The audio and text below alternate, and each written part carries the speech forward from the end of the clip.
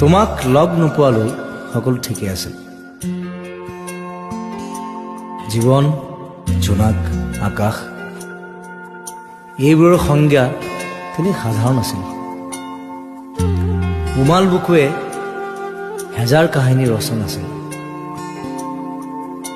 তোমাৰ সান্নিধ্য নিবিচৰালৈও সকলো ঠিকেই আছিল। মনৰ চোতালত মেট মৰা হেঁপাহৰ কোলাহল নাছিল। আশাবোৰ জোনাক হৈ বৰষুণৰ দৰে নামি অহা নাছিল। তোমাৰ কথাবোৰ নুশুনালৈ সকলোবোৰ ঠিকেই আছিল। নিশাবোৰ নিজৰ দৰে আছিল, কিছু এন্ধাৰ, কিছু পোহৰ।